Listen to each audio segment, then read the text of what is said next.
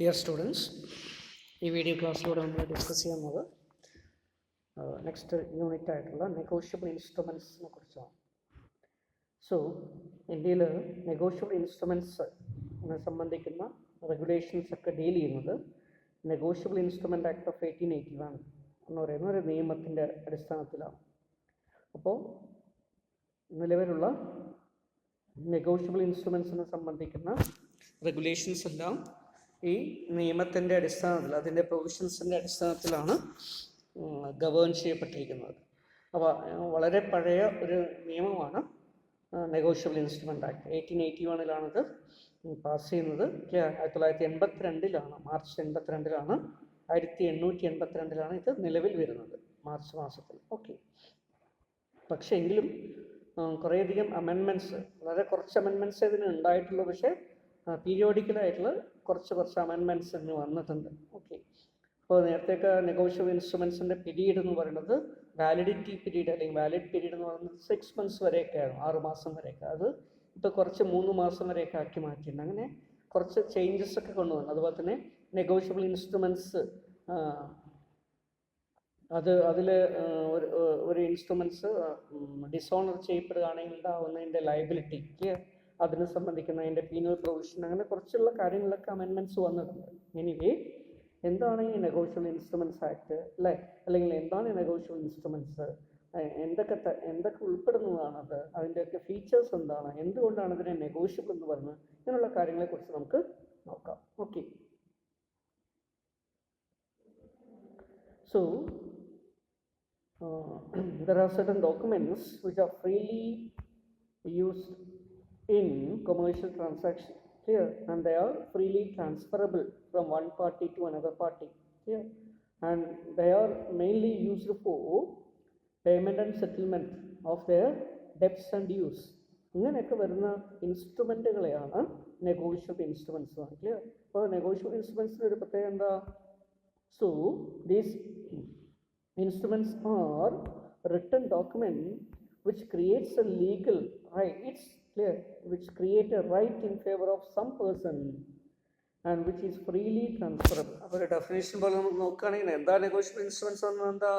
So these are all written documents, clear, which creates or which gives a right, clear, in favor of some person. അല്ലെങ്കിൽ ഒരു വ്യക്തിക്കോ അല്ലെങ്കിൽ group of വ്യക്തികൾക്കോ എന്തോ ഒരു right അല്ലെങ്കിൽ ഒരു എൻടൈറ്റിൽമെൻറ്റ് നൽകുന്ന ഒരു ഇൻസ്ട്രുമെൻ്റാണ്, റിട്ടേൺ ആയിട്ടുള്ള ഒരു ഇൻസ്ട്രുമെൻ്റാണ്, ഒരു ഡോക്യുമെൻ്റാണ്. അതെന്ത് ചെയ്യാൻ പറ്റുന്നു? Which is freely transferable. എളുപ്പത്തിൽ നമുക്ക് ട്രാൻസ്ഫർ ചെയ്യാൻ പറ്റുന്ന തരത്തിലുള്ള ഇൻസ്ട്രുമെൻ്റാണ്. എന്താ ഈ ഫ്രീലി ട്രാൻസ്ഫറബിൾ കൊണ്ട് ഉദ്ദേശിക്കുന്നത്? ഒരു വ്യക്തിയിൽ നിന്ന് മറ്റൊരു വ്യക്തിയിലേക്ക് ഇത് മാറ്റിക്കൊടുക്കുന്നതിന് വേണ്ടി നമ്മൾ വേറൊരു കോൺട്രാക്റ്റോ എഗ്രിമെൻറ്റോ ഒരു ഡീഡോ ഒന്നും എക്സിക്യൂട്ട് ചെയ്യേണ്ട കാര്യമില്ല. പകരം എന്ത് ചെയ്താൽ മതി? ആ ഇൻസ്ട്രുമെൻറ്റിൻ്റെ പുറത്ത് അല്ലെങ്കിൽ ആ ഇൻസ്ട്രുമെൻറ്റിൻ്റെ ബാക്ക് സൈഡിൽ തന്നെ എൻഡോസ്ഡ് അല്ലെങ്കിൽ എൻഡോഴ്സ്മെൻ്റ് എന്നുള്ള പ്രൊവിഷൻ അത് എഴുതിയിട്ട് സൈൻ ചെയ്ത് കൊടുത്തു കഴിഞ്ഞാൽ എന്താവും? അത് ഒരു വ്യക്തിയിൽ നിന്ന് മറ്റൊരു വ്യക്തിയിലേക്ക് ട്രാൻസ്ഫർ ആയ പോലെ ആയിരിക്കും. ഇങ്ങനെ വരുന്നത് കൊണ്ട് ആണ് ഇതിന് ഫ്രീലി ട്രാൻസ്ഫറബിൾ എന്ന് പറയും. So it does not require any assignment. Okay, എന്താണ് ഈ അസൈൻമെൻറ്റും ട്രാൻസ്ഫറൊക്കെ നേരത്തെ നമ്മൾ പഠിച്ചാണ് അല്ലേ? അപ്പോൾ അസൈൻമെൻറ്റ് എന്ന് പറയുന്നത് ഒരു വ്യക്തിയിൽ നിന്ന് മറ്റൊരു വ്യക്തിയിലേക്ക് ഒരു റൈറ്റോ ഓബ്ലിഗേഷനോ നമ്മൾ അല്ലെങ്കിൽ റൈറ്റ് പാസ് ചെയ്യുന്നതിന് വേണ്ടി, എൻടൈറ്റിൽമെൻറ്റ് പാസ് ചെയ്യുന്നതിന് വേണ്ടി വേറൊരു എഗ്രിമെൻ്റ് ഉണ്ടാക്കുന്നു. ആ എഗ്രിമെൻ്റ് എന്ത് ചെയ്യുന്നു? കോൺട്രാക്റ്റ് പോലെ അത് സൈൻ ചെയ്യുന്നു, അതിൽ പാർട്ടീസ് എഗ്രി ചെയ്യുന്നു. അങ്ങനെ അസൈൻ ചെയ്ത് കൊടുക്കുകയാണ്. ഒരു എഗ്രിമെൻ്റ് പ്രകാരം ഒരു വ്യക്തിയുടെ റൈറ്റ് മറ്റൊരു വ്യക്തിയിലേക്ക് ട്രാൻസ്ഫർ ചെയ്ത് കൊടുക്കുമ്പോൾ അതിന് അസൈൻമെൻറ്റ് എന്ന് പറയാം. ഇവിടെ അങ്ങനെയല്ല പറയുന്നത്. പുതിയൊരു എഗ്രിമെൻ്റ് ഒന്നും വേണ്ട, പകരം എന്ത് ചെയ്യുന്നു? Mere delivery. നമ്മളെ ഇൻസ്ട്രുമെൻറ്റ്, നമ്മുടെ കയ്യിലുള്ള ഇൻസ്ട്രുമെൻറ്റ് വേറൊരാൾക്ക് എടുത്തു കൊടുത്തു കഴിഞ്ഞാൽ, ഒപ്പിട്ട് എടുത്ത് കൊടുത്തു കഴിഞ്ഞാൽ എന്തായിട്ട് മാറുന്നു? അത് ട്രാൻസ്ഫർ ആയിട്ട് മാറുന്നു. ഇതാണ് നെഗോഷ്യബിലിറ്റി. അപ്പോൾ ഫ്രീലി ട്രാൻസ്ഫറബിൾ ആണ്. So it is not assignable but transferable. Negotiable instruments എന്ത് ചെയ്യാൻ പറ്റില്ല? അസൈൻ ചെയ്യാൻ പറ്റില്ല. ക്ലിയർ. ബട്ട് എന്ത് ചെയ്യാൻ പറ്റും? ട്രാൻസ്ഫർ ചെയ്യാൻ പറ്റും. Okay, so negotiable instruments are money or cash equivalence. വളരെ ഷോർട്ട് ടേം ആയിട്ടുള്ള സെക്യൂരിറ്റീസ് ആണിത്. ക്ലിയർ. ഇതിൻ്റെ പീരീഡ് ഞാൻ നേരത്തെ പറഞ്ഞ പോലെ പരമാവധി വാലിഡിറ്റി ഇപ്പോഴുള്ള നിയമം അനുസരിച്ച് 3 months വരെയാണ്, 3 മാസം വരെയൊക്കെയാണ്. അതുകൊണ്ട് അല്ലേ, അതിനുള്ളിൽ ഇതിൻ്റെ കാലാവധി ആവും. അപ്പോൾ അതുകൊണ്ട് തന്നെ എന്ത് ചെയ്യണം? വളരെ ഷോർട്ട് ടേം ഇൻസ്ട്രുമെൻസ് ആയത് ഷോർട്ട് പീരീഡിൽ നമുക്ക് ക്യാഷാക്കി മാറ്റാൻ പറ്റുന്നുള്ളതുകൊണ്ട് മാത്രമല്ല ഇങ്ങനെയുള്ള ഇൻസ്ട്രുമെൻറ്റ്സ് നമുക്ക് എന്ത് ചെയ്യാൻ പറ്റും, ബാങ്കിൽ കൊണ്ടുപോയിട്ട് ഡിസ്കൗണ്ട് ചെയ്യാൻ പറ്റും അല്ലേ. അതിൻ്റെ ക്യാഷ് മെച്യൂരിറ്റി പീരീഡ് വരെ എടുത്തു വെക്കണമെന്നില്ല, നമുക്ക് ബാങ്കുകളിലോ അല്ലെങ്കിൽ മറ്റുള്ള ഫിനാൻഷ്യൽ ഇൻസ്റ്റിറ്റ്യൂഷൻസിലൊക്കെ കൊണ്ടുപോയി ഡിസ്കൗണ്ടിങ് ചെയ്ത് ചെറിയൊരു കമ്മീഷൻ കൊടുത്ത് ബാക്കിയുള്ള പൈസ വാങ്ങിക്കാൻ പറ്റും. ഇങ്ങനെയൊക്കെ ഉള്ളതുകൊണ്ട് ഇതിനെ ക്യാഷ് അല്ലെങ്കിൽ ക്യാഷ് ഈക്വലൻസ് ആയിട്ട് ട്രീറ്റ് ചെയ്യപ്പെടുന്നു ഇല്ല. നിയർ ക്യാഷ് ഐറ്റം എന്നൊക്കെ നമ്മൾ പഠിച്ചിട്ടുണ്ട് അല്ലേ. അപ്പം അത്തരത്തിൽ വരുന്നൊരു ഇൻസ്ട്രുമെൻ്റാണ് negotiable instruments. So this can be converted in to liquid cash, clear, subject to certain conditions. Okay, so they play an important role in the economy in the settlement of debts and claims. ഇപ്പോൾ ഡെപ്റ്റുകളും ക്ലെയിമുകളൊക്കെ settlement ചെയ്യുന്ന കാര്യത്തിൽ അല്ലെങ്കിൽ trade and commerce transaction നടക്കുന്ന കാര്യത്തിൽ clear. അപ്പോൾ ഇങ്ങനെയുള്ള ഒരു mercantile transaction, commercial transaction, trade ആയിട്ടുള്ള ട്രാൻസാക്ഷൻ ഒക്കെ നടക്കുമ്പോൾ അതിലൊക്കെ ഒരു സിഗ്നിഫിക്കൻ്റ് ആയിട്ടുള്ള റോള് പങ്കുവയ്ക്കുന്ന ഇൻസ്ട്രുമെൻറ്റ്സ് ആണ് ക്രെഡിറ്റ്. പ്രത്യേകിച്ച് ക്രെഡിറ്റ് നൽകുന്ന അവസരങ്ങളിലൊക്കെ ഒരു ഇമ്പോർട്ടൻ്റ് റോൾ നിർവഹിക്കുന്ന ഇൻസ്ട്രുമെൻറ്റ്സ് ആണ് നെഗോഷ്യബിൾ ഇൻസ്ട്രുമെൻറ്റ്സ്. ഓക്കെ, ഇതിൻ്റെ പേയ്മെൻറ്റ് എങ്ങനെയാണ് കൊടുക്കുക? On demand, clear. സാധാരണഗതിയിൽ ആവശ്യപ്പെടുമ്പോൾ, ക്ലിയർ, ആർക്കാണോ അതിൽ റൈറ്റ് കൊടുത്തിരിക്കുന്നത് അയാൾ ആവശ്യപ്പെടുമ്പോൾ പൈസ കൊടുക്കണം. അതല്ലെങ്കിലോ അതിലൊരു പീരീഡ് കാണിച്ചിട്ടുണ്ടാവും, or particular date of time, clear. ഒരു ടൈം കാണിച്ചിരുന്ന ആ ടൈമിൽ എന്ത് ചെയ്യണം, പൈസ കൊടുക്കണം, clear. So either to the order of a person or either on the demand of a person, clear, or on the expiry of a certain period of time, clear. ഈ രീതിയിലാണിത് സാധാരണ എഴുതപ്പെടുക. So which creates rights in favour of some person, clear, and which is freely transferable. Okay, the term negotiable means transferable by delivery, clear. ഒരാളിൽ നിന്ന് എടുത്തു കൊടുത്തു കഴിഞ്ഞാൽ, sign ചെയ്ത് എടുത്തു കൊടുത്തു കഴിഞ്ഞാൽ തന്നെ അതെന്തായി, ട്രാൻസ്ഫർ ആയി, ഒരു വ്യക്തിയിൽ നിന്ന് മറ്റൊരു വ്യക്തിയിലേക്ക് പാസ് ഓൺ ചെയ്തത് പോലെയായി, clear. Therefore, negotiable instruments is a written document which creates rights in favor of some persons and which is transferable by delivery, clear. മറ്റൊരാൾക്ക് റൈറ്റ്സ് ക്രിയേറ്റ് ചെയ്യുന്നതിനോടൊപ്പം തന്നെ എന്ത് ചെയ്യുന്നു, it is transferable by delivery. So in other words, it is a written promise or order to pay money which may be transferred from one person to another. അപ്പോൾ ഒരാളിൽ നിന്ന് മറ്റൊരാളിലേക്ക് പൈസ കൊടുക്കുന്നതിന് പകരമായിട്ട് ഒരാളിൽ നിന്ന് മറ്റൊരാളിലേക്ക് എന്ത് ചെയ്യാൻ പറ്റും, ഒരു ഇൻസ്ട്രുമെൻസിനെ നമുക്ക് എന്ത് ചെയ്യാൻ പറ്റും, പാസ് ഓൺ ചെയ്യാൻ പറ്റും. അതിന് തുല്യമായിട്ടുള്ള ഒരു ഇൻസ്ട്രുമെൻറ്റ്, ഇതിനെയാണ് നമ്മൾ നെഗോഷ്യബിൾ ഇൻസ്ട്രുമെൻറ്റ്സ് എന്ന് പറയുക. അതൊരു റിട്ടേൺ പ്രോമിസ് പോലെയാണ്, ക്ലിയർ. ഒരു അൺകണ്ടീഷണായിട്ടുള്ള ഓർഡർ അതിലുണ്ടാവും, അങ്ങനെയുള്ള കാര്യങ്ങൾ. അത് നമ്മൾ ഓരോ ഇൻസ്ട്രുമെൻസിൻ്റെ ഫീച്ചർ എടുക്കുമ്പോൾ നമുക്ക് അതിനെക്കുറിച്ച് ഡീറ്റെയിൽ ആയിട്ട് നോക്കാം, clear. So transactions involving negotiable instruments in our country are regulated by the law, clear, and the framework of the statute which governs the transaction of these instruments is known as Negotiable Instruments Act, clear. അപ്പോൾ ഇവിടെ negotiable instrument ആക്ടിൻ്റെ provisions നിന്നുകൊണ്ടാണ് ഇതെല്ലാം നടക്കപ്പെടുന്നത്. Okay, and it was regulated under the cover of Indian Contract Act of 1872, clear.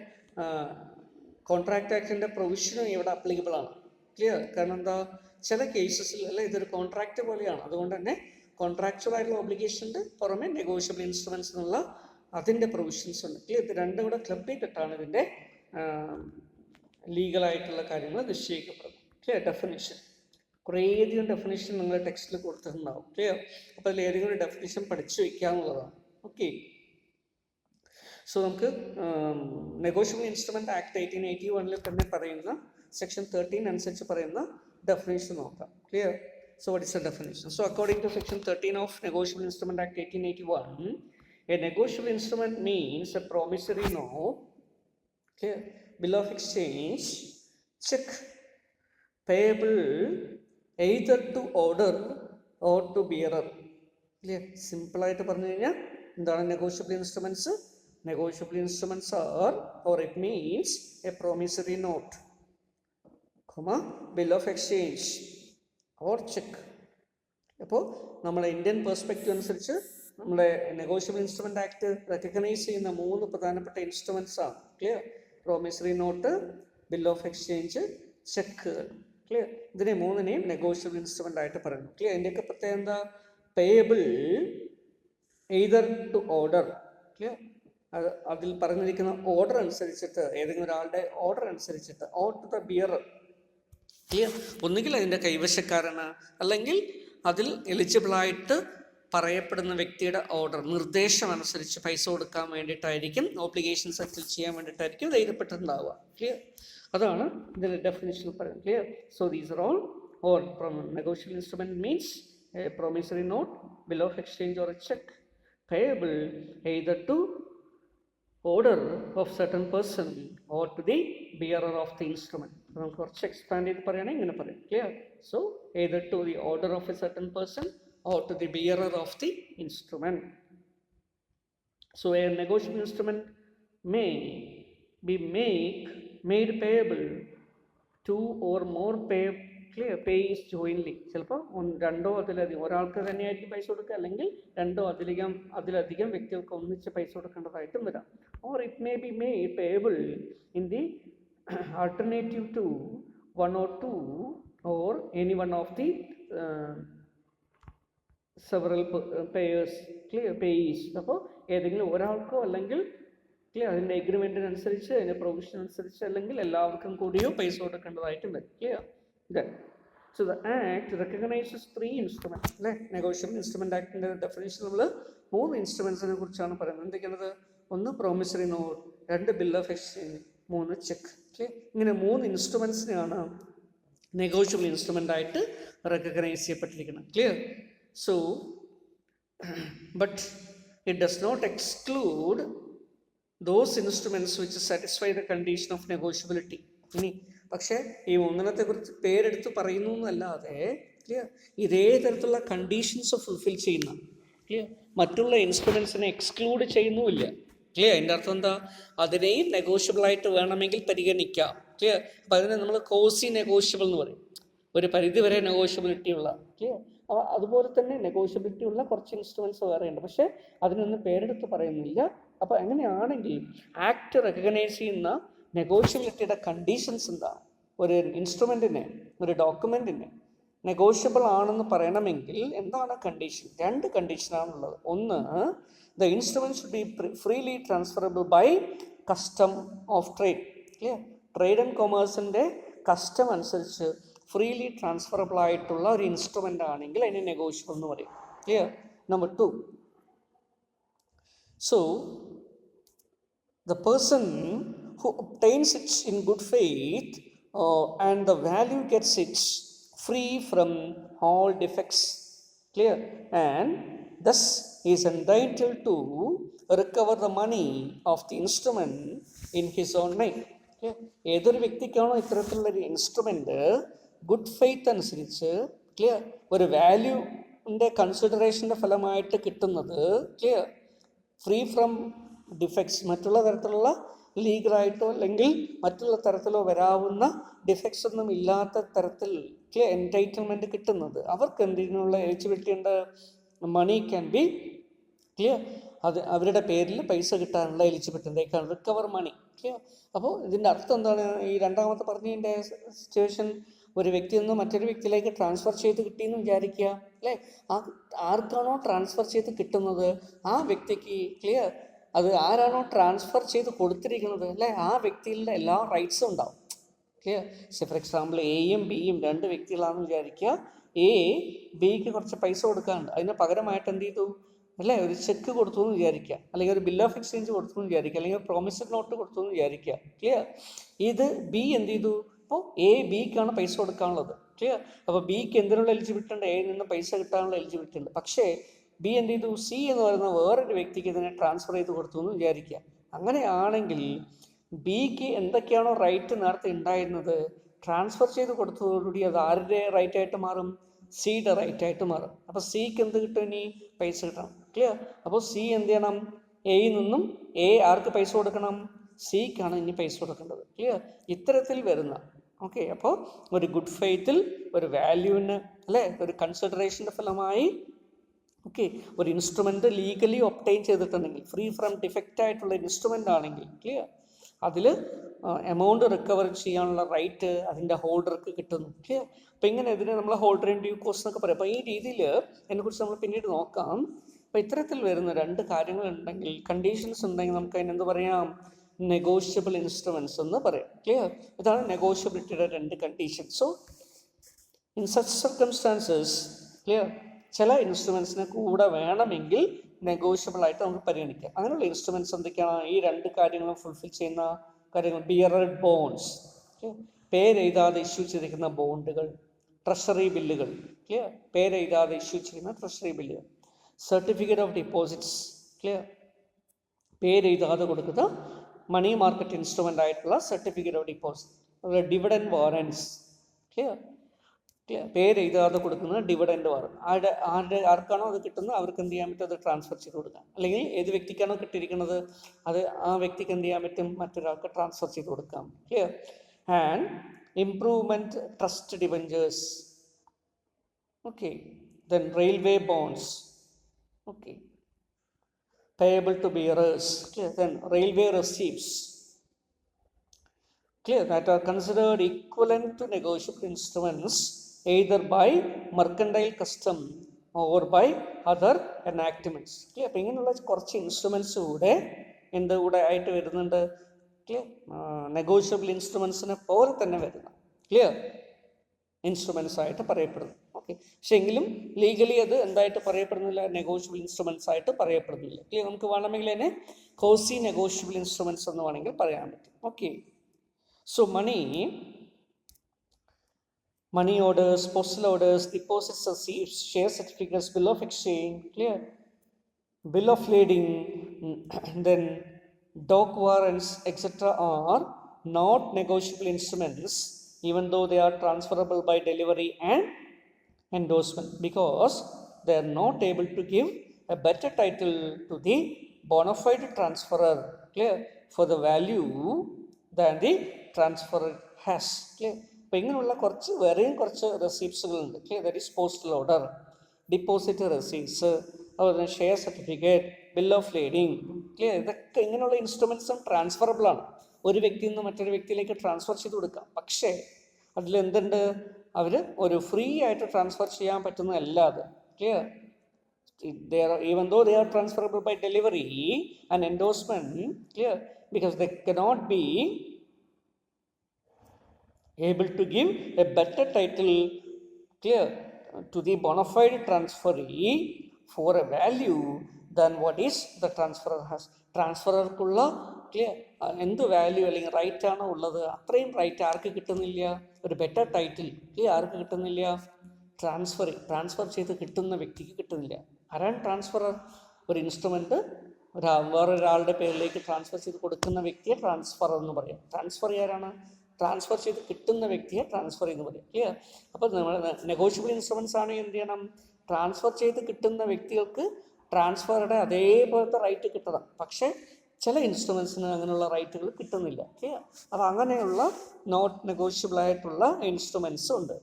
Even though they are transferable by delivery and endorsement, but they will not give a better title. So next we can see about the special features or characteristics of negotiable instruments.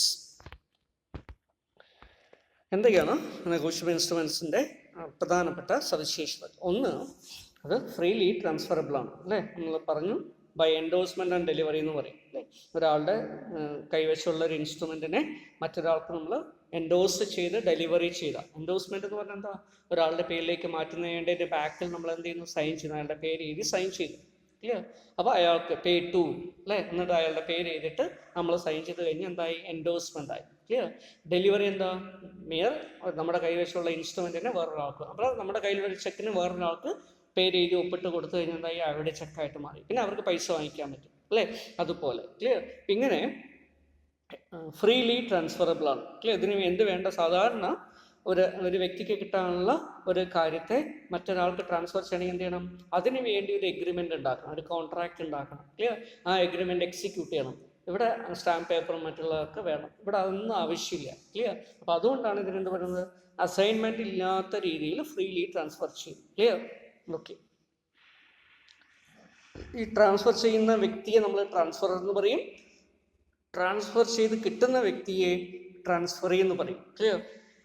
അപ്പം അതുകൊണ്ട് എന്തായിട്ട് വരുന്നു? So it is valid endorsement and is delivery. Clear? അപ്പോൾ അതുകൊണ്ട് തന്നെ എൻഡോഴ്സ്മെൻറ്റും ഡെലിവറിയോടെ നമുക്കിത് ചെയ്തെടുക്കാൻ പറ്റുന്നുള്ളതാണ് ഒരു ഫ്രീ ട്രാൻസ്ഫറബിലിറ്റി കൊണ്ട് മീൻസ്. അപ്പോൾ എല്ലാ നെഗോഷ്യബിൾ ഇൻസ്ട്രുമെൻസിൻ്റെ എസെൻഷ്യൽ ആയിട്ടുള്ള ഫീച്ചറാണത്. ക്ലിയർ? അതല്ലാത്ത ഫ്രീ ട്രാൻസ്ഫറബിലിറ്റി ഇല്ലാത്ത ഇൻസ്ട്രുമെൻസിനെ, അസൈൻമെൻറ്റ് ആവശ്യമായുള്ള ഇൻസ്ട്രുമെൻസിനെ ഒന്നും എന്ത് പറയില്ല, നെഗോഷ്യബിൾ ഇൻസ്ട്രുമെൻസ് എന്ന് നമ്മൾ പറയാറില്ല. Clear? So we are required to make clear. അതായത് സാധാരണ ട്രാൻസ്ഫർ ചെയ്യണമെങ്കിൽ പ്രോപ്പർട്ടിക്ക് ട്രാൻസ്ഫർ ചെയ്യണം, എന്ത് ചെയ്യണം? ട്രാൻസ്ഫർ ഡീഡ് എക്സിക്യൂട്ട് ചെയ്യണം, അതിനെ രജിസ്റ്റർ ചെയ്യണം, സ്റ്റാമ്പ് ഡ്യൂട്ടി അടയ്ക്കണം. ക്ലിയർ? ഇതൊന്നും ഇല്ലാതെ തന്നെ ചെയ്യാൻ പറ്റുന്നുണ്ടോ അല്ലേ? അതിന് നമ്മൾ ഫ്രീ ട്രാൻസ്ഫറബിലിറ്റി എന്ന് പറയും. അപ്പോൾ ഇതാണ് ഒരു പ്രധാനപ്പെട്ട ഫീച്ചർ. Number 2, negotiability. എന്താ നെഗോഷ്യബിലിറ്റി നമ്മൾ പറഞ്ഞു അല്ലേ? So negotiability bestows unconditional and good faith, clear, unconditional good title on the transferee. Clear? Transfer ചെയ്ത് കിട്ടുന്ന വ്യക്തിക്ക് ഗുഡ് ഫെയ്ത്തിലാണ് അത് അക്വയർ ചെയ്തിരിക്കുന്നതെങ്കിൽ, ആ ഇൻസ്ട്രുമെൻറ്റിൽ ഡിഫക്ട്സ് ഒന്നും ഇല്ല എങ്കിൽ ട്രാൻസ്ഫറർക്ക് എന്ത് റൈറ്റാണുള്ളത് അതേ റൈറ്റ് തന്നെ കിട്ടുന്നു. ക്ലിയർ? അതാണ്. So it bestows the transferee unconditional rights and good title. Clear? എന്താ ടൈറ്റിൽ പറഞ്ഞാൽ? അതിൻ്റെ ഓണർഷിപ്പ്, എൻറ്റൈറ്റിൽമെൻറ്റ്. ക്ലിയർ? അപ്പോൾ അത്തരത്തിൽ ഒരു ഗുഡ് ടൈറ്റിൽ അല്ലെങ്കിൽ ഗുഡ് ഓണർഷിപ്പ്. ക്ലിയർ? ആരാണോ ട്രാൻസ്ഫർ ചെയ്ത് കൊടുത്തിരിക്കുന്ന വ്യക്തി അല്ലേ, അവർക്ക് എലിജിബിൾ ആയിട്ടുള്ള ഒരു എമൗണ്ടാണ് ട്രാൻസ്ഫർ ചെയ്ത് കൊടുത്തിരിക്കുന്നത്. അതിന് തുല്യമായിട്ടുള്ള റൈറ്റ് അവർക്ക് കിട്ടുകയാണ് ചെയ്യുന്നത്, ട്രാൻസ്ഫറിക്ക് കിട്ടുകയാണ് ചെയ്യുക. അപ്പോൾ അത്തരത്തിൽ അൺകണ്ടീഷണൽ ആയിട്ടുള്ള ഒരു ഗുഡ് ടൈറ്റിൽ ട്രാൻസ്ഫർ ചെയ്ത് കിട്ടുന്നത് കൊണ്ടാണ് ഇതിനെ നെഗോഷ്യബിലിറ്റി എന്നുകൊണ്ട് പറയും. ക്ലിയർ? ഇപ്പോൾ നെഗോഷ്യബിലിറ്റിയിൽ ട്രാൻസ്ഫറബിലിറ്റിയും വരും, ഈ ടൈറ്റിൽ ട്രാൻസ്ഫറും വരും. Clear? So it means that a person who receives a negotiable instrument has a clear and undisputable title to the instrument. ആർക്കാണോ ഒരു ഡ്യൂ കോഴ്സിൽ നിയമപ്രകാരമായിട്ട് ഒരു ഇൻസ്ട്രുമെൻ്റ് ട്രാൻസ്ഫർ ചെയ്ത് കിട്ടുന്നത്, ആ വ്യക്തിക്ക് ആ ഇൻസ്ട്രുമെൻറ്റിൻ്റെ മുകളിലുള്ള എല്ലാ റൈറ്റും, undisputable rights, clear, and clear title okay അത് കിട്ടുന്നു. So title of the receiver will be supreme. Clear? ഏതിനെ പോലെ? ആരാണോ ട്രാൻസ്ഫർ ചെയ്ത് കൊടുത്തിരിക്കുന്നത് അല്ലേ, അവർക്കുള്ള അതേ റൈറ്റ് ഇവർക്ക് തന്നെ കിട്ടും. Clear? So only if he has got the instrument in good faith and with for a consideration അല്ലേ. ഒരു കോൺട്രാക്റ്റിൻ്റെ പ്രൊവിഷനൊക്കെ നിങ്ങൾ പഠിച്ചിട്ടുണ്ടാവും അല്ലേ? ഇപ്പോൾ നിങ്ങൾ പഠിച്ചത് നിങ്ങൾക്ക് അറിയാവുന്നതാണ് അല്ലേ? കൺസിഡറേഷൻ ഇല്ലാത്തൊരു കോൺട്രാക്റ്റ് എന്നല്ല വാലിഡ് അല്ല. അപ്പോൾ ഇതും നെഗോഷ്യബിൾ ഇൻസ്ട്രുമെൻസും അതുമായി ബന്ധപ്പെട്ട് വരുന്നതുകൊണ്ട് ഒരു കൺസിഡറേഷനും കൊടുത്ത് അക്വയർ ചെയ്തിരിക്കുന്ന ഒരു വ്യക്തി. ക്ലിയർ? എന്താ കൺസിഡറേഷൻ? എന്തോ ഒരു പ്രതിഫലം അല്ലേ, എന്തോ ഒരു കാര്യം നമ്മൾ കൊടുത്തിട്ടാണ് ആ ഇൻസ്ട്രുമെൻ്റ് കിട്ടിയിരിക്കുന്നത് വിചാരിക്കുക, എന്തോരോ പകരമായിട്ടാണ് കിട്ടിയിരിക്കുന്നത് വിചാരിക്കുക. അപ്പോൾ അതാണ് കൺസിഡറേഷൻ. ആ കൺസിഡറേഷൻ അനുസരിച്ച് ഗുഡ് ഫെയ്ത്തിൽ അക്വയർ ചെയ്തിരിക്കുന്ന ഒരു ഇൻസ്ട്രുമെൻസിൻ്റെ റൈറ്റ് ആർക്ക് തന്നെ കിട്ടുന്നു? ട്രാൻസ്ഫറിക്ക് കിട്ടുന്നു. So likewise the receiver should have no knowledge about the previous holder having the defect in the title. അതുപോലെ തന്നെ പ്രീവിയസ് ഹോൾഡർക്ക് അതിൻ്റെ ടൈറ്റിൽ എന്തെങ്കിലും ഡിഫക്റ്റ് ഉള്ളതായിട്ട് ഇയാൾക്ക് അറിയില്ല എങ്കിൽ അപ്പോഴും പ്രോബ്ലം ഒന്നുമില്ല. പക്ഷെ അറിഞ്ഞുകൊണ്ട് ഒരു ഡിഫക്റ്റ് ഉണ്ട് ടൈറ്റിലിൽ അല്ല ട്രാൻസ്ഫർ ചെയ്യുന്ന വ്യക്തിക്ക് അയാളുടെ ആ ഇൻസ്ട്രുമെൻറ്റിൻ്റെ മുകളിൽ ഓണർഷിപ്പിൽ ഡിഫക്റ്റ് ഉണ്ട് എന്ന് അറിഞ്ഞുകൊണ്ട് തന്നെ നമ്മൾ വാങ്ങിക്കുകയാണെങ്കിൽ നമുക്ക് റൈറ്റ് കിട്ടില്ല, അല്ലെങ്കിൽ അതിൽ പ്രോബ്ലംസ് വരും. അതല്ലാതെ അതുകൊണ്ടാണ് ഇവിടെ ഗുഡ് ഫെയ്ത്ത് എന്നുള്ള ടേം പറയുന്നത്. ഗുഡ് ഫെയ്ത്തിൽ ഇൻ ഡ്യൂ കോഴ്സ് നിയമപ്രകാരം നമ്മൾ അക്വയർ ചെയ്യുന്ന ഒരു ഇൻസ്ട്രുമെൻസിന് അനുസരിച്ച് നമുക്ക് എല്ലാ റൈറ്റും കിട്ടുന്നു. So such A person is known as A clear. ഇവരെ നമ്മൾ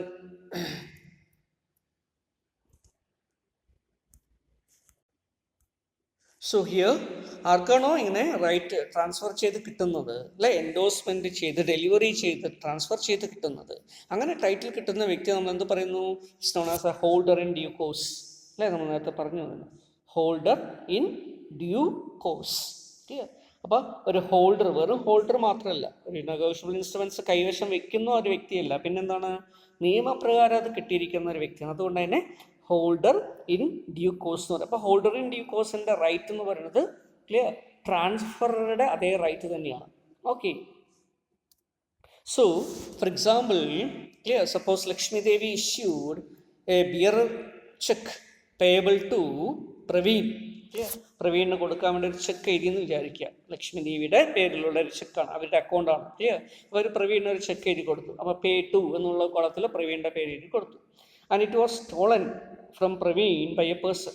പ്രവീണിൽ നിന്ന് ആ ചെക്ക് വേറൊരാൾ മോഷ്ടിച്ചു അല്ലേ. അപ്പോൾ ചെക്ക് ആരുടെ കൈവശമാണ്? മോഷ്ടിച്ച ആളുടെ കൈവശമാണ് അല്ലേ. മോഷ്ടിച്ച ആളിനെ നമ്മൾ എന്ത് പറയാം? ഹോൾഡർ എന്ന് വേണമെങ്കിൽ പറയാം. എന്താ ഹോൾഡർ? അയാളുടെ കൈവശമാണല്ലോ അല്ലേ, അയാളാണ് ഹോൾഡ് ചെയ്തത്. അപ്പം അതുകൊണ്ട് അയാളെ ഹോൾഡർ എന്ന് വേണമെങ്കിൽ പറയാം. So who passed it to Chandran. അയാൾ എന്ത് ചെയ്തു? ചന്ദ്രൻ എന്ന് പറയുന്ന ഒരു വ്യക്തിക്ക് ഇത് പാസ് ഓൺ ചെയ്തു. ക്ലിയർ? ഓക്കെ. അപ്പോൾ ഇപ്പോൾ ആരാണ് ഹോൾഡർ? ചന്ദ്രനായിട്ട് മാറി. Okay. So it is having been stolen. Clear? ഇത് സ്റ്റോളൻ ചെയ്തിട്ടുള്ള ഒരു ചെക്കാണ്. Clear? So he will be entitled to receive the amount of the cheque. Clear? Here Chandran will be regarded as a holder in due course. ഇനി ചന്ദ്രൻ എന്ന് പറയുന്ന, പ്രവീൺ എന്ന് പറയുന്ന ഒരു വ്യക്തിക്ക്, ക്ലിയർ, ചന്ദ്രൻ എന്ന് പറയുന്ന വ്യക്തിക്ക് ക്ലിയർ പൈസ കൊടുക്കാണ്ടെന്ന് വിചാരിക്കുക. ക്ലിയർ? അപ്പോൾ കടത്തിന് സാധനം വാങ്ങിച്ചതാണ്, അതിന് പകരമായിട്ട് ചെക്ക് കൊടുത്തു. ക്ലിയർ? ഈ ചെക്ക് ചന്ദ്രൻ കിട്ടിയപ്പോൾ ആരിൽ നിന്നാണ് വാങ്ങിച്ചിരിക്കുന്നത്? പ്രവീണിൽ നിന്നാണ് വാങ്ങിച്ചിരിക്കുന്നത്. ക്ലിയർ?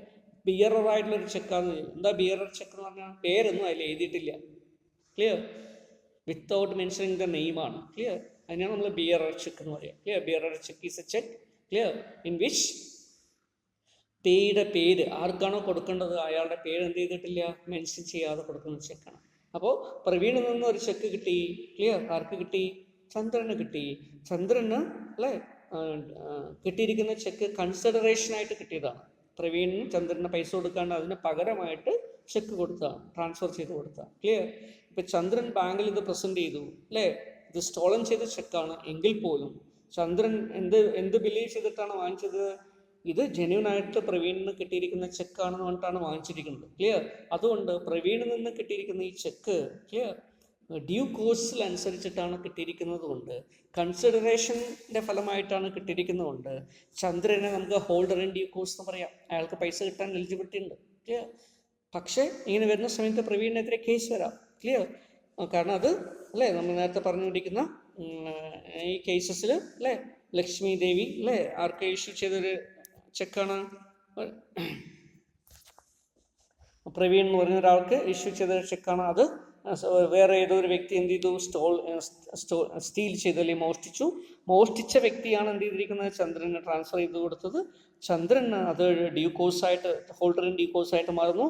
മോഷ്ടിച്ച വ്യക്തി ഹോൾഡർ ആയിരുന്നു അല്ലേ, അയാൾ ട്രാൻസ്ഫറർ ആണെന്ന് വിചാരിച്ചിട്ടാണ് ഇത് ട്രാൻസ്ഫർ ചെയ്ത് കിട്ടിയിരിക്കുന്നത്. കൺസിഡറേഷൻ്റെ ഫലമായിട്ടാണ് വന്നിരിക്കുന്നത്. ക്ലിയർ?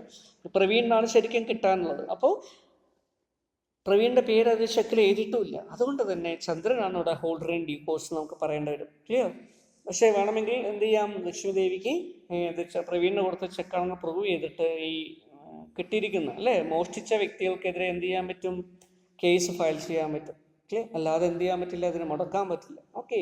അപ്പം ആ രീതിയിൽ holder in due course will get a better title. Clear? A good title, a clear title. Clear? Than that of the transferor. Clear? ട്രാൻസ്ഫറർക്ക് എന്ത് റൈറ്റാണോ ഉണ്ടാവുക നോർമലി ഉണ്ടാവുക ആ റൈറ്റ് തന്നെ കിട്ടും. ഇനി സപ്പോസ് ഈ ചെക്കിൽ പ്രവീണിൻ്റെ പേര് എഴുതിയിട്ടാണ് കൊടുത്തതെന്ന് വിചാരിക്കുക. ബിയറായിട്ടുള്ള ചെക്കല്ല, പകരം നെയിംഡ് ചെക്കാണ് കൊടുത്തിരിക്കുന്നത് വിചാരിക്കുക. പേ ടു പ്രവീൺ എന്ന് പറഞ്ഞിട്ടാണ് കൊടുത്തതെന്ന് വിചാരിക്കുക. പ്രവീണിന് കൊടുക്കുക എന്ന് പറയുന്നൊരു ചെക്ക് എന്ത് ചെയ്തു? വേറൊരാൾ മോഷ്ടിച്ചു. ക്ലിയർ? എന്നിട്ട് അയാൾ ചന്ദ്രന് ചെക്ക് കൊടുത്തു എന്ന് വിചാരിക്കുക. അപ്പോൾ ചന്ദ്രന് ഹോൾഡർ ഇൻ ഡ്യൂ കോഴ്സ് പറയില്ല. എന്താ കാരണം? പ്രവീണിൻ്റെ പേരിലാണ് ചെക്ക് ഇപ്പോൾ ഉള്ളത്. ക്ലിയർ? അത് മോഷ്ടിച്ചതാണ്. അതുകൊണ്ട് ഈ മോഷ്ടിച്ച വ്യക്തിയുടെ ചെക്കായിട്ട് മാറുമോ? മാറില്ല. ക്ലിയർ? അതുകൊണ്ട് ഇവിടെ ആരാണ് ട്രാൻസ്ഫറർ? ശരിക്കും ഈ മോഷ്ടിച്ച വ്യക്തിയാണെങ്കിൽ പോലും ക്ലിയർ ട്രാൻസ്ഫറർക്ക് എന്തില്ല? അതിൻ്റെ ടൈറ്റിൽ ബെറ്റർ ടൈറ്റിൽ ഇല്ല അല്ലേ, ക്ലിയർ ഓണർഷിപ്പ് ഇല്ല, അതിൽ എൻറ്റൈറ്റിൽമെൻ്റ് ഇല്ല. അതുകൊണ്ട് തന്നെ ഈ വിവരം അറിഞ്ഞുകൊണ്ട് നമ്മുടെ ചന്ദ്രൻ ഇത് ചെക്ക് വാങ്ങിക്കുകയാണ്, ഇത് പ്രവീണിൻ്റെ ചെക്കാണെന്ന് അറിഞ്ഞിട്ടായിരിക്കും വാങ്ങിക്കുക. കാരണം എന്താ? പ്രവീണിൻ്റെ പേര് അതിലുണ്ട്. പ്രവീണ് ഈ മോഷ്ടിച്ച വ്യക്തിക്ക് എൻഡോസ് ചെയ്ത് കൊടുത്തിട്ടുണ്ടോ എന്നൊന്നും നോക്കാതെ വാങ്ങിച്ചിട്ടുണ്ടെങ്കിൽ അല്ലേ ആർക്ക് ഹോൾഡർ ഇൻ ഡ്യൂ കോഴ്സ് എന്ന് പറയാൻ പറ്റില്ല. ചന്ദ്രനെ ഹോൾഡർ ഇൻ ഡ്യൂ കോഴ്സ് എന്ന് പറയാൻ പറ്റില്ല. അപ്പം അയാൾ ആര് മാത്രമാണ് അല്ലേ? വെറുതെ ഹോൾഡർ മാത്രമാണ്. അയാൾക്ക് പൈസ കിട്ടണമെന്നില്ല. ക്ലിയർ? പൈസ ക്ലെയിം ചെയ്യാനും പറ്റില്ല. ഓക്കെ. അപ്പോൾ ഇതാണ് ഹോൾഡർ ഇൻ ഡ്യൂ കോഴ്സിൻ്റെ പ്രത്യേകത. അതൊക്കെ നമ്മൾ പിന്നീട് ഡീറ്റെയിൽ ആയിട്ട് പഠിക്കും. ഓക്കെ. സോ ഇത് രണ്ടാമത്തെ ഒരു feature. In writing negotiable instruments എങ്ങനെ ഉണ്ടായിരിക്കണം? തയ്യാറാക്കുക. നോർമലി ഇൻ റൈറ്റിംഗ് എഴുതി തയ്യാറാക്കണം. അപ്പോഴേ നമുക്ക് എന്ത് ചെയ്യാൻ പറ്റൂ, ഒരു കോർട്ട് ഓഫ് ലോയിൽ അതിനെ പ്രൂവ് ചെയ്യാൻ പറ്റും. അതുകൊണ്ട് പ്രോമിസറി നോട്ട് ആയിക്കോട്ടെ, ചെക്ക് ആയിക്കോട്ടെ, അല്ലെങ്കിൽ ബിൽ ഓഫ് എക്സ്ചേഞ്ച് ആയിക്കോട്ടെ, അതൊക്കെ എന്ത് ചെയ്യണം, ആ ഇൻസ്ട്രുമെൻ്റ് റൈറ്റിംഗ് ആയിരിക്കണം, എഴുതി തയ്യാറാക്കപ്പെട്ടുള്ള ഒരു ഇൻസ്ട്രുമെൻ്റ് ആയിരിക്കണം. ഓക്കെ, അത് ഹാൻഡ് റിട്ടൺ ആയിരിക്കാം, ടൈപ്പ്ഡ് ആയിരിക്കാം, അല്ലെങ്കിൽ കമ്പ്യൂട്ടർ പ്രിൻ്റ് ഔട്ട് ആയിരിക്കാം, അല്ലെങ്കിൽ എൻഗ്രേവ്ഡ് ആയിരിക്കാം, അങ്ങനെ ഏത് രീതിയിലും ചെയ്യാം. It should be in written form. Then an unconditional order or promise. ഒരു നെഗോഷ്യബിൾ ഇൻസ്ട്രുമെൻറ്റിൽ എന്തുണ്ടായിരിക്കണം, ഒരു അൺകണ്ടീഷണൽ ഓർഡർ ടു പേ. ഇന്ന ആൾക്ക് പൈസ നൽകുക, പേ ടു ദിസ് പേഴ്സൺ. അല്ലേ, നമ്മൾ ചെക്ക് എഴുതുമ്പോൾ അങ്ങനെ എഴുതുക. ചെക്ക് ആരാണ് എഴുതുക, ഡിപ്പോസിറ്ററാണ് എഴുതുക, അക്കൗണ്ട് ഹോൾഡറാണ് എഴുതുക. അല്ലേ, അക്കൗണ്ട് ഹോൾഡർ എന്തുകൊണ്ടാണ് എഴുതുന്നത്, ബാങ്കിൻ്റെ അടുത്ത് നിർദ്ദേശിക്കുകയാണ്. അല്ലേ, അതുകൊണ്ടാണ് ചെക്കിൻ്റെ ആദ്യം തുടങ്ങുന്നത് തന്നെ എന്താ വരിക, പേ. കുറേ ഡോട്ടായിരിക്കും, അവിടെയാണ് നമ്മൾ ആളുടെ പേര് ചേർക്കുക. പേ ടു, ഇന്ന വ്യക്തിക്ക് പൈസ കൊടുക്കൂ എന്ന് പറഞ്ഞിട്ട് നമ്മൾ സൈൻ ചെയ്തിട്ട് കൊടുക്കുകയാണ്. അപ്പോൾ നിർദ്ദേശമാണ്, ഓർഡറാണ്. അതിന് പറഞ്ഞ പേരാണ് ഓർഡർ. നിർദ്ദേശം. So pay to the an order, unconditional ഓർഡറാണ്. അതുപോലെ പ്രോമിസ്, ചിലപ്പോൾ എന്തായിരിക്കും, പ്രോമിസ് ആയിരിക്കും. I hereby undertake to promise to pay. അത് പ്രോമിസറി നോട്ടിൻ്റെ കേസിൽ മാത്രമേ ഈ പ്രോമിസ് വരുള്ളൂ. പ്രോമിസറി നോട്ട് തയ്യാറാക്കുന്നത് കടക്കാരനാണ്, കടപ്പെട്ടുള്ള ഒരു വ്യക്തിയാണ് ചെയ്യുക. അപ്പോൾ അയാൾ എന്ത് എഴുതും, I promise to pay the bearer a sum of rupees. ഇതിൻ്റെ കൈവശക്കാരന് ഇത്ര രൂപ ഞാൻ നൽകാമെന്ന് പറഞ്ഞിട്ടൊരു പ്രോമിസ് ആയിട്ടാണ് എഴുതുക. അപ്പോൾ ഒന്നുകിൽ ഒരു ഓർഡർ ഉണ്ടായിരിക്കണം, അല്ലെങ്കിൽ ഒരു പ്രോമിസ് ഉണ്ടായിരിക്കണം. പൈസ നൽകാമെന്നുള്ളൊരു പ്രോമിസോ അല്ലെങ്കിൽ പൈസ നൽകാൻ വേണ്ടിയിട്ടുള്ളൊരു ഓർഡറോ ഉത്തരവോ ഉണ്ടായിരിക്കണം. പേയ്മെൻറ്റ് ഓഫ് സർട്ടൻ മണി. ഒരു നെഗോഷ്യബിൾ ഇൻസ്ട്രുമെൻ്റ് ഒരു വേറൊരു പ്രധാനപ്പെട്ട പ്രത്യേകതയാണെന്ത്, ഒരു നിശ്ചിത തുക അതിൽ കാണിച്ചിരിക്കണം. Of a certain sum of money. കുറേ പൈസ കൊടുക്കൂ എന്ന് പറയാൻ പറ്റുമോ, പറ്റില്ല. കുറച്ച് എമൗണ്ട് കൊടുക്കൂ എന്ന് പറഞ്ഞിട്ട് നമുക്കൊരു നെഗോഷ്യബിൾ ഇൻസ്ട്രുമെൻ്റ് എഴുതാൻ പറ്റില്ല. പിന്നെ എന്ത് വേണം, pay to mister A, sum of rupees 500, sum of rupees 1000, ഇങ്ങനെ ഒരു നിശ്ചിത തുക അതിൽ കാണിച്ചിരിക്കണം. So a certain sum of money അതിലുണ്ടായിരിക്കണം. അപ്പോൾ മാത്രമേ അതിന് വാലിഡിറ്റി ഉള്ളൂ. So payable at a time at a certain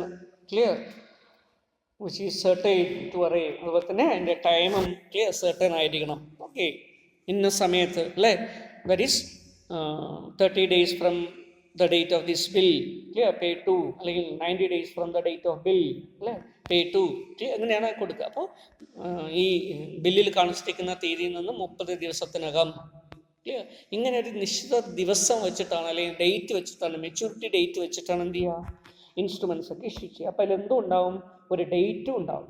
ഒരു പർട്ടിക്കുലർ അല്ലേ, സെർട്ടൈൻ ആയിട്ടുള്ള ഡേറ്റ് ഓഫ് മെച്യൂരിറ്റി ഉണ്ടാവും. ഒരു certain sum of money certain ആയിരിക്കും, അതുപോലെ ഡേറ്റ് ഓഫ് മെച്യൂരിറ്റിയും സെർട്ടൈൻ ആയിരിക്കും. The payee must be certain person.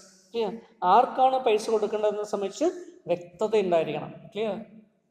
കുറച്ച് പേർക്ക് പൈസ കൊടുക്കുകയും എന്ന് പറഞ്ഞിട്ട് നമുക്ക് ഒരു ഇൻസ്ട്രുമെൻ്റ് എഴുതാൻ പറ്റില്ല. പിന്നെ എന്തായിരിക്കണം, ആർക്കാണ് പൈസ കൊടുക്കേണ്ടത്. അല്ലേ, ഇപ്പോൾ ചെക്ക് എഴുതുമ്പോൾ നമ്മൾ അതിനകത്ത് കൊടുക്കും പേ, അല്ലേ, ടു, കുറേ ഡോട്ട് ഇട്ട് അവരുടെ പേര് എഴുതുമ്പോൾ അവർക്കാണ് പൈസ കൊടുക്കുന്നത്. മിസ്റ്റർ എ എന്ന് പറഞ്ഞാൽ എയ്ക്കാണ് പൈസ കൊടുക്കുന്നത്, ബി ആണെങ്കിൽ ബിക്കാണ് പൈസ കൊടുക്കേണ്ടത്. ഇനി പ്രോമിസ് നോട്ടാന്ന് വിചാരിക്കുക, ഐ പ്രോമിസസ് ടു പേ, അല്ലേ, a sum of rupee 500 to mister A. അപ്പോൾ അവിടെ പേര് എടുത്ത് കാണിക്കണം, ആർക്കാണ് പൈസ കൊടുക്കേണ്ടത്. അല്ലെ, ബിൽ ഓഫ് എക്സ്ചേഞ്ച് ആണെങ്കിൽ അത് കാണിച്ചിരിക്കണം, ആർക്കാണ് പൈസ കൊടുക്കേണ്ടത്. Okay, so payee. അങ്ങനെ പൈസ കിട്ടാൻ എലിജിബിൾ ആയിട്ടുള്ള വ്യക്തിയുടെ പറയുന്ന പേരാണെന്ത്, പേയി. ഇവിടെ നമ്മൾ പുതിയ ടേമാണ് പഠിക്കുന്നത്. അല്ലേ, പേയർ എന്ന് പറഞ്ഞാൽ ആരാ, a person who pays money is called a payer. പൈസ കൊടുക്കേണ്ടത് ആരായിരിക്കും, കടക്കാരൻ, കടപ്പെട്ടുള്ള വ്യക്തി. അല്ലേ, നമ്മളതിന് ഡെപ്റ്റർ എന്ന് പറയും. എന്ത് പറയാം, ഡെപ്റ്റർ. നമ്മുടെ കടത്തിന്, അല്ലേ, ക്രെഡിറ്റ് ട്രാൻസാക്ഷനിൽ ഡെപ്റ്ററാണ്. പേയി എന്ന് പറഞ്ഞാൽ ആരാണ്, ക്രെഡിറ്ററാണ്. അവരാണ് കടം കൊടുത്തിരിക്കുന്നത്, അല്ലെങ്കിൽ അവർക്കാണ് പൈസ കിട്ടാനുള്ളത്. ആർക്കാണോ പൈസ കിട്ടാൻ എലിജിബിലിറ്റി ഉള്ള വ്യക്തി അവരാണ് പേയി എന്ന് പറയാം. ഇനി ഇപ്പോൾ പേയുടെ കേസ് എന്താ, ഫോർ എക്സാമ്പിൾ എ ഉണ്ട്, ബി ഉണ്ട്, സി ഉണ്ട്, 3 വ്യക്തി. എ, ഓക്കെ, ബി എന്ന് പറയുന്ന ഒരു വ്യക്തിക്ക് ഒരു ചെക്ക് ഇഷ്യൂ ചെയ്ത് കൊടുത്തു. അപ്പോൾ അവിടെ ആരാണ് പേയി, എ പേയറാണ്, ബി പേയിയാണ്. ഓക്കെ, ഇതാണ് ആദ്യത്തെ സിറ്റുവേഷൻ. ഈ ചെക്ക് ബി എയിൽ നിന്ന് വാങ്ങിച്ചില്ല. അപ്പോൾ അവരെന്ത് ചെയ്തു, A has endorsed the cheque to C. സിക്ക് അത് മറിച്ചു കൊടുത്തു എന്ന് വിചാരിക്കുക. ഇപ്പോൾ പേയ് ആരായിട്ട് മാറി? പേയർ ഈസ് എ തന്നെയാണ് പേയർ. പക്ഷെ ആർക്കാണ് പൈസ കൊടുക്കേണ്ടത്? സിക്കാണ് പൈസ കൊടുക്കുന്നത്. കാരണം എന്താ? ബി എന്ന് പറയുന്ന വ്യക്തി അല്ലെ, അയാൾക്ക് എലിജിബിൾ ആയുള്ള ചെക്കിനെ സിക്ക് എൻഡോസ് ചെയ്ത് കൊടുത്തു, ട്രാൻസ്ഫർ ചെയ്ത് കൊടുത്തു. അപ്പോൾ എന്തായിട്ട് മാറി? സിക്കാണ് ഇനി എ പൈസ കൊടുക്കുന്നത്. അതുകൊണ്ട് പേയ് ആരായിരിക്കും? Clear? That is C. C will be the payee. ഇത് തന്നെയാണ് ബിൽ ഓഫ് എക്സ്ചേഞ്ചിന്റെ കേസിലും വരിക. ക്ലിയർ? ഇങ്ങനെ ഓക്കെ. അപ്പോൾ ആരൊക്കെ ഉണ്ടാവും? ഒരു പേയർ ഉണ്ടാവും, പേയ് ഉണ്ട്. അപ്പോൾ പേയ് എന്ന് പറയുന്നത് ഒരു നിശ്ചിത വ്യക്തി ആയിരിക്കണം. ക്ലിയർ? അതിനെ സംബന്ധിച്ച് സെർട്ടനിറ്റി ഉണ്ടായിരിക്കണം. ഓക്കെ. സോ പേഴ്സൺ എന്ന് പറയുന്നത് ആരായിരിക്കണം ഇവിടെ? സോ ഇവിടെ ലീഗൽ ടേമിൽ പറയണ പേഴ്സൺ ഇൻക്ലൂഡ്സ് ഇൻഡിവിജ്വൽ ആവാം, ബോഡി കോർപ്പറേറ്റ് ആവാം, ട്രേഡ് യൂണിയൻസ് ആവാം, ഏതെങ്കിലും ഫേം ആവാം. ക്ലിയർ? സെക്രട്ടറി ആവാം, ഡയറക്ടർ ആവാം. ക്ലിയർ? ചെയർമാൻ ആവാം, അല്ലെങ്കിൽ ഇൻസ്റ്റിറ്റ്യൂഷൻ ആവാം. ക്ലിയർ? അങ്ങനെ ആരും ആവാം. ക്ലിയർ? ഇവിടെ pay to a certain person എന്നാണ് പറയുന്നതെങ്കിൽ പോലും ക്ലിയർ അത് ഇങ്ങനെയുള്ള ആരും ആവാം. Okay. Then next one is a negotiable instrument must be a signature of the maker. ആരാണോ നെഗോഷ്യബിൾ ഇൻസ്ട്രുമെന്റ് തയ്യാറാക്കിയിരിക്കുന്നത് ആ വ്യക്തി, അവരെയാണ് നമ്മൾ മേക്കർ ഓഫ് ദി ഇൻസ്ട്രുമെന്റ് എന്ന് പറയും. അല്ലെങ്കിൽ അയാളെ ഡ്രോയർ എന്നുകൂടെ പറയും. എന്തുകൂടെ പറയും? Drawer. Clear? A person who draws A negotiable instrument. ഒരു നെഗോഷ്യബിൾ ഇൻസ്ട്രുമെന്റ് എഴുതുന്ന വ്യക്തി, ഡ്രോ ചെയ്യുന്ന വ്യക്തി. ക്ലിയർ? അല്ലെങ്കിൽ മേക്ക് ചെയ്യുന്ന വ്യക്തി എന്നുള്ള നിലയിൽ മേക്കർ, ഡ്രോയർ അല്ലെങ്കിൽ മേക്കർ എന്നൊക്കെ പറയാം. ക്ലിയർ? സോ അങ്ങനെ ഒരു വ്യക്തി അതെന്തായിരിക്കണം? എഴുതിയിട്ട് ഒപ്പിട്ടിരിക്കണം. Clear? So negotiable instrument must be the signature of a maker. ആരാണത് മേക്ക് ചെയ്തിരിക്കുന്നുള്ള ആൾക്കാരുടെ സിഗ്നേച്ചർ അതിൽ വേണം. So the instrument shall not be valid. Clear? Valid one if it does not possess the signature of the drawer. Clear? അല്ല പറയുന്ന വേറൊരു പേരെന്താണ്? Drawer, DRAWER, or the maker. Clear? അപ്പോൾ മേക്കർ അല്ലെങ്കിൽ ഡ്രോയറുടെ സിഗ്നേച്ചർ അതിൽ വേണം. ക്ലിയർ? ഇപ്പോൾ ഒരു പ്രോമിസറി നോട്ടാണെന്ന് വിചാരിക്കുക. ഒരു പ്രോമിസറി നോട്ടാണെങ്കിൽ നമ്മുടെ ഡെപ്റ്റർ, കടപ്പെട്ട വ്യക്തി തന്നെയാണ് ഇത് ഉണ്ടാക്കുക. ക്ലിയർ? അപ്പോൾ ഡെപ്റ്റർ ആയിരിക്കും ഡ്രോയർ. ക്ലിയർ? ഒരു ബിൽ ഓഫ് എക്സ്ചേഞ്ച് ആണെന്ന് വിചാരിക്കുക. അപ്പോൾ അവിടെ ക്രെഡിറ്റർ ആയിരിക്കും ബില്ല് ചെയ്യുക. ക്ലിയർ? ഡെപ്റ്റർ അല്ല ഇത്, ക്രെഡിറ്റർ ആയിരിക്കും ബില്ല് ചെയ്യുക. നമ്മൾ ബിൽ ഓഫ് എക്സ്ചേഞ്ച് നോക്കുമ്പോൾ അതിനെക്കുറിച്ച് നോക്കും. ക്ലിയർ? ഒരു ചെക്കാണെന്ന് വിചാരിക്കുക. ക്ലിയർ? അവിടെ ആരായിരിക്കും ഡ്രോയർ ആയിട്ട് വരുന്നത്? A person who is having a deposit account in a bank. Clear? ബാങ്കിലൊരു ഡിപ്പോസിറ്റ് അക്കൗണ്ട് ഉള്ള വ്യക്തി ആയിരിക്കും എന്ത് ചെയ്യുന്നത്? ചെക്ക് ഡ്രോ ചെയ്യുന്നത് അല്ലെങ്കിൽ മേക്ക് ചെയ്യുന്നത്. Clear?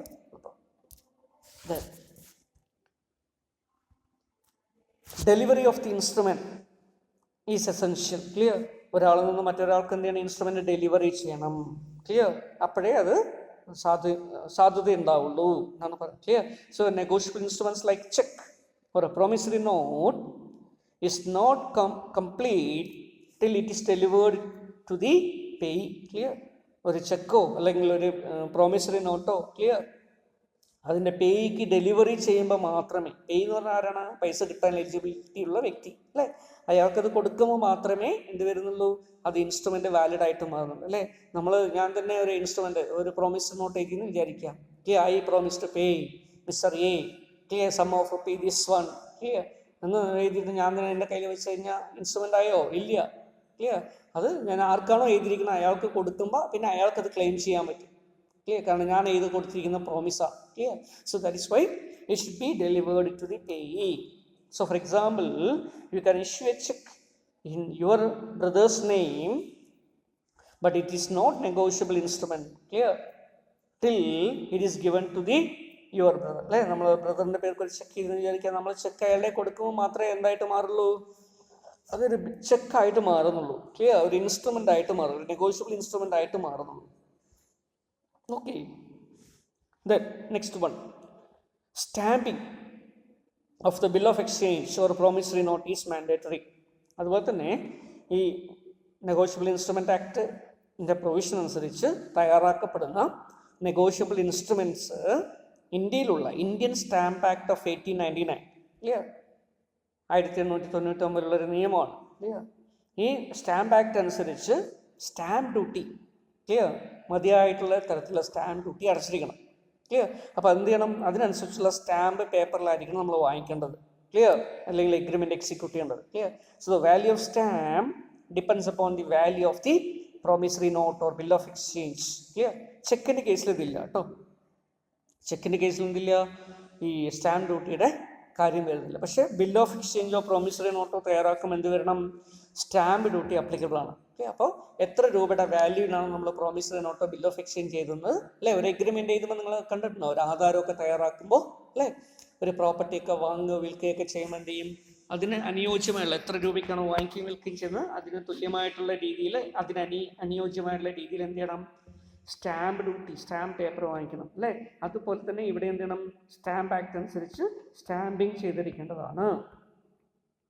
So in addition to the special features Negotiable Instrument Act, clear, under section 118 and 119 certain presumptions are taken for granted unless contrary is proved. Okay, section 118 അനുസരിച്ച് കുറച്ച് കാര്യങ്ങൾ കൂടെ പറയുന്നുണ്ട്. ക്ലിയർ, അത് നമ്മൾ ജനറലായിട്ട് അസ്യൂം ചെയ്യാൻ പറ്റുന്ന കാര്യമാണ്. മറിച്ചൊന്നും പ്രൂവ് ചെയ്യപ്പെട്ടില്ല ഇല്ലെങ്കിൽ എങ്ങനെ നമുക്ക് അസ്യൂം ചെയ്യാം, അതും ഫീച്ചറായിട്ട് വരുന്നു എന്ന് അർത്ഥം. Clear? So some of such presumptions are, number one, എന്തൊക്കെയാണ് വരുന്നത്. Clear? ഒന്നാമത്തത്, every negotiable instrument was made or drawn, accepted, endorsed, negotiated or transferred for consideration. Clear? So മറ്റുള്ള തരത്തിലൊന്നും പ്രൂവ് ചെയ്തില്ല എങ്കിൽ എല്ലാ നെഗോഷ്യബിൾ ഇൻസ്ട്രുമെന്റ്സ് എന്ത് ചെയ്യണം, ഈ തരത്തിൽ ക്ലിയർ ഡ്രോ ചെയ്ത്, അക്സെപ്റ്റ് ചെയ്ത്, എൻഡോസ് ചെയ്ത് അല്ലേ, ട്രാൻസ്ഫർ ചെയ്തതൊക്കെ എന്തിനു വേണ്ടിയിട്ടായിരിക്കണം, ഫോർ എ കൺസിഡറേഷൻ ആയിരിക്കണം. Clear? Then every negotiable instruments bearing the date was made or drawn on such date. Clear? ഒരു നെഗോഷ്യബിൾ ഇൻസ്ട്രുമെന്റ് ആക്ട് ഏത് ദിവസമാണ് എഴുതുന്നത് ആ ഡേറ്റ് ആയിരിക്കണം അതിൽ കാൺസെപ്റ്റ് ആയിരിക്കണം. ക്ലിയർ? അപ്പോൾ അതിലൊരു ഡേറ്റ് അടങ്ങിയിരിക്കണം. Clear? So it should contain the date when it is drawn. Clear? എപ്പോഴാണോ തയ്യാറാക്കിയിരിക്കുന്നത് അതിൻ്റെ ഡേറ്റ് അതിൽ കാണിച്ചിരിക്കണം. So every accepted bill of exchange was accepted within the reasonable time after the date mention therein but before the date of maturity. Clear? ഒരു bill of exchange എന്താണ് നമ്മൾ പിന്നീട് പഠിക്കുന്നത്. ക്ലിയർ? ആ ബിൽ ഓഫ് എക്സ്ചേഞ്ച് എഴുതുന്നത് ക്രെഡിറ്ററാണ് എഴുതുക. Clear? That is seller. നമ്മൾ കടം കൊടുത്തിരിക്കുന്നത്, കടം വിറ്റിരിക്കാന്ന് വിചാരിക്കുക, വിറ്റ ആള് കടക്കാരനാണ് അല്ലെങ്കിൽ വിറ്റിരിക്കുന്ന വ്യക്തിയാണ്, വിൽപ്പനക്കാരനാണ് ഒരു ബിൽ ഓഫ് എക്സ്ചേഞ്ച് തയ്യാറാക്കുക. എന്നിട്ട് എന്ത് ചെയ്യും, കടത്തിന് വാങ്ങിച്ചു കൊണ്ടുവന്ന ആളുടെ അടുത്തത് ഒപ്പിട്ട് വാങ്ങിക്കും. അതിന് പറയുന്ന പേരാണ് അക്സെപ്റ്റൻസ്. ക്ലിയർ? അപ്പോൾ ഒരു ബില്ല് എഴുതിയിട്ട് ഇത്ര പൈസ കിട്ടാണ്ടെന്ന് അയാളെ കൊണ്ട് ഒപ്പിട്ട് വാങ്ങിക്കും. ക്ലിയർ? അങ്ങനെ ഒപ്പിട്ട് വാങ്ങിക്കുമ്പോൾ അതിന് പറയുന്ന പേരാണ് അക്സെപ്റ്റൻസ്. ഇങ്ങനെയുള്ളൊരു അക്സെപ്റ്റൻസ്, ബിൽ ഓഫ് എക്സ്ചേഞ്ചിൻ്റെ അക്സെപ്റ്റൻസ്, ക്ലിയർ, നിശ്ചിത തീയതിക്കുള്ളിൽ നടത്തിയിരിക്കണം. അത് എഴുതപ്പെട്ട തീയതിക്ക് ശേഷം നിശ്ചിത തീയതിക്കുള്ളിൽ ചെയ്യണം. അപ്പോൾ എഴുതിയിരിക്കുന്ന തീയതി തന്നെ ചെയ്യാം, അതല്ലെങ്കിൽ വേറൊരു ദിവസമാണെങ്കിൽ ചെയ്യാം. ക്ലിയർ? ഏതിനു മുമ്പായിട്ട് ചെയ്യണം, മെച്യൂരിറ്റി ഡേറ്റിന് മുമ്പായിട്ട് അക്സെപ്റ്റ് ചെയ്തിരിക്കണം. മെച്യൂരിറ്റി ഡേറ്റ് കഴിഞ്ഞിട്ട് അക്സെപ്റ്റ് ചെയ്തിട്ട് കൊണ്ടുപോയി കഴിഞ്ഞാൽ അത് വാലിഡ് അല്ല. ക്ലിയർ? അപ്പോൾ ഇൻവാലിഡ് ആയിട്ടൊരു ഇൻസ്ട്രുമെൻ്റ് ആവും. Clear? Then every transfer or a negotiable instrument, transfer of negotiable instrument was made before the date of maturity. Clear? സാധാരണയിൽ ഒരു നെഗോഷ്യബിൾ ഇൻസ്ട്രുമെന്റ് അല്ലേ ട്രാൻസ്ഫർ ചെയ്യുകയാണെങ്കിൽ അത് എപ്പോൾ ചെയ്യണം, ബിഫോർ മെച്യൂരിറ്റി പീരീഡിന് മുമ്പായിട്ട് തന്നെ ട്രാൻസ്ഫർ ഒക്കെ കഴിക്കണം. Clear? Then in case of an instrument payable otherwise than on demand. Clear? ഡിമാൻഡിൽ പേ ചെയ്യേണ്ട ഒരു ഇൻസ്ട്രുമെൻ്റ് ആണെന്ന് വിചാരിക്കുക. Pay to the demand of certain person എന്നാണ് പറഞ്ഞിരിക്കുന്നത് വിചാരിക്കുക. ടൈം ഒന്നും കാണിച്ചിരിക്കുക എന്ന് വിചാരിക്കുക. അങ്ങനെയാണെങ്കിൽ അവിടെ എന്ത് വേണ്ട, ട്രാൻസ്ഫർ എപ്പോൾ വേണമെങ്കിലും ചെയ്യാം. പക്ഷെ അതല്ലാത്ത കേസസിലൊക്കെ എന്ത് ചെയ്യണം, ഇറ്റ് ഷുഡ് ബി ക്ലിയർ. അതിലെന്ത് കാണിച്ചിരിക്കണം, സോ മെച്യൂരിറ്റി ഡേറ്റിന് മുമ്പായിട്ട് എന്ത് ചെയ്യണത്, ട്രാൻസ്ഫർ ചെയ്തിരിക്കണം. The endorsements appearing upon the instruments were made in order in which they appear in the instrument. Clear? സാധാരണ ഇതിൽ എൻഡോഴ്സ്മെന്റ് ചെയ്യുന്നത് ബാക്ക് ഓഫ് ദി ഇൻസ്ട്രുമെന്റ് ആണ്. ഇപ്പോൾ ചെക്കിന്റെ ഫ്രണ്ടിൽ നമ്മൾ കുറേ കണ്ടന്റ്സ് ഉണ്ടാവും, അതിന്റെ ബാക്കിലാണ് എന്ത് ചെയ്യുന്നത്, എൻഡോഴ്സ്മെന്റ്. ക്ലിയർ? അപ്പോൾ എക്ക് കിട്ടിയിട്ടുള്ള ഒരു ചെക്ക് ആണെങ്കിൽ എ ബിക്ക് കൊടുക്കുമ്പോൾ എന്ത് ചെയ്യും, എൻഡോസ്ഡ് ടു മിസ്റ്റർ ബി എന്ന് എഴുതിയിട്ട് എ സൈൻ ചെയ്യും.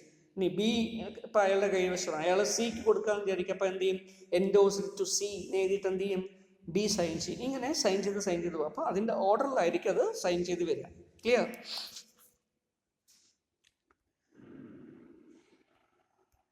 Then